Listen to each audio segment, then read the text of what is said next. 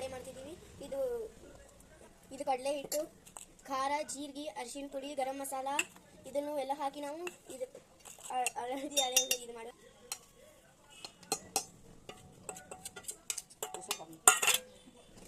ಈಗ ಇದು ಸೋಡಾ ಇದೆ, ಸ್ವಲ್ಪ ನಿಂಬೆಹಣ್ಣು ಅಥವಾ ಮೊಸರಿದ್ರೆ ಮೊಸರು, ಉಪ್ಪು ಹಾಕೊಂಡ್ವಿ,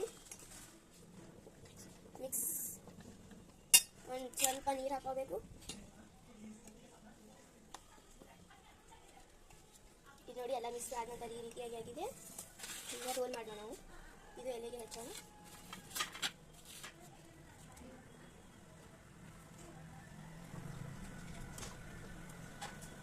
ಈಗ ಇದನ್ನು ರೋಲ್ ಮಾಡೋಣ. ಈಗ ಒಂದೊಂದಾಗಿ ಎಲ್ಲ ರೆಡಿ ಮಾಡೋಣ. ಬನ್ನಿ ರೋಲ್ ಮಾಡೋಣ. ಎಲ್ಲ ಒಂದೊಂದಾಗಿ ಮಾಡೋಣ. ಇದಕ್ಕೆ ಸ್ವಲ್ಪ ನಾವು ಎಣ್ಣೆ ಹಚ್ಕೋಬೇಕು. ಎಣ್ಣೆ ಒಂದೊಂದಾಗಿ ಅಡ್ಜಸ್ಟ್ ಮಾಡಬೇಕು. ಇದನ್ನು ನಾವು ಹಬೆ ಮೇಲೆ ಇಡಬೇಕು. ಈಗ ಕುದಿಯಲು ಮೇಲೆ ಪ್ಲೇಟ್ ಮುಚ್ಚೋಣ. ಒಂದು 10-15 ನಿಮಿಷ ಬೇಯಬೇಕು.